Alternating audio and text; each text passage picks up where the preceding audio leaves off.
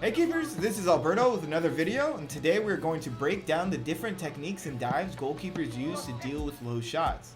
Contrary to popular belief, the hardest shots goalkeepers deal with are at hip height and below. In game, these low services routinely end in goals when the keeper mishandles or parries the ball back into pressure. Obviously, there are several different forms of low shots, so we're going to start with what might be the simplest and for some the most difficult technique, the forward smother. When a shot comes in low, hard, and direct to frame, most keepers have been taught to lay down a knee and create a barrier, and you're welcome to continue that technique if it works for you. But the forward smother, as I see it, is the cleanest, safest form to deal with any low shot that comes directly to your frame. Where the forward smother technique might seem scarier because you're leaving your legs open wider, it will help you deal with any last second ricochet better than the knee down technique. So let's get into a quick demo of the body shape you should take to properly execute a forward smother and a proper low ball collection. First, you want your legs to be spread slightly wider than shoulder width, almost in a low squat position with your butt sticking out of the back. Hand shape is essential. Your knuckles should be touching the ground so that your palms are completely under the coming shot. Make sure to keep your elbows close together with your palms facing out and to keep your eyes on the ball. Your upper body and chest should be used as a lid or cover that you bring down over the shot. It's essential that you keep your chest over the ball and to keep your head down. Taking your eyes off the ball or pulling your head back away from the shot will result in a dreaded goal through the legs. Be advised, not all shots will come directly to your frame. That means you will have to make a moving forward smothering dive, which is a lot easier than it sounds.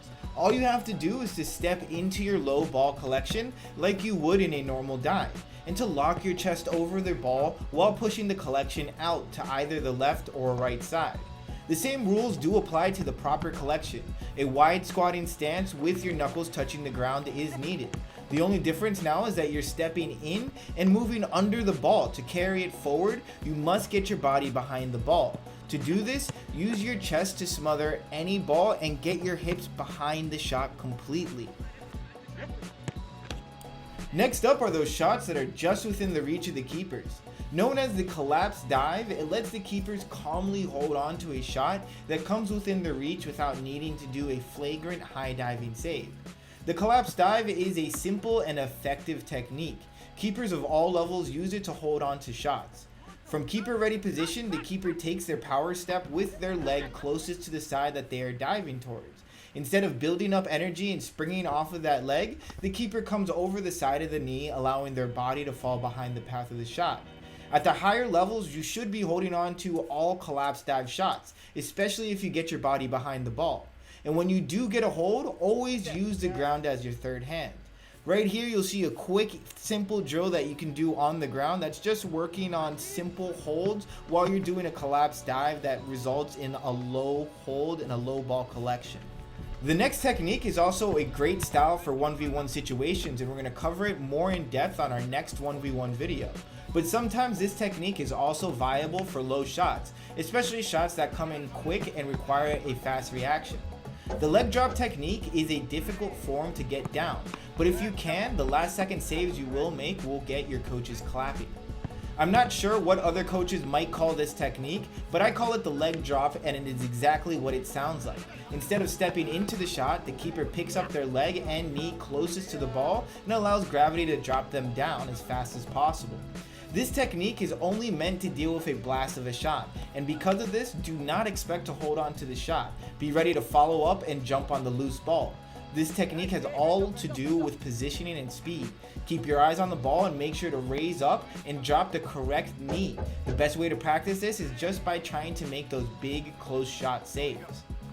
And finally, we have the full stretch low dive, which requires the same amount of power as a high dive, but leaves little to no margin for error. The full stretch dive is in a sense a stretched out version of the collapse dive. The keeper goes from their keeper ready position into their power step. But the main difference here is that the power step is going to be much more exaggerated. This is a lot more like a lunge that you might do in a gym session. You want to get low and keep low. This will allow you to focus your energy of your jump to the low corner. I see too many keepers lose vital seconds on their dives when they go up just to land right back down on a low shot. You don't want to dive towards the ball in an arc. but you want to attack it directly so that you can reach it before it takes a bounce or sneaks by your hand. Staying low on your lunge towards the ball, coming over the knee with your chest and placing one hand out as a barrier and another hand on top of the ball to use the ground as your third hand is the cleanest and best way to hold on to these sneaky shots. Make sure to rewatch the video if you want to see all the specific drills that were used to work on each different form of low ball collection. There are several drills and variations that you can use. Always focus on technique over workload and make sure to have a good time. So yeah, thanks again for watching the video. I hope you did enjoy it. Make sure when you get the chance to subscribe to the channel and to like the video. Also check out any one of the other goalkeeper training videos or tutorials I have. I have everything that a goalkeeper could ever want. Thank you guys again, and I hope to see you guys again very soon. Good.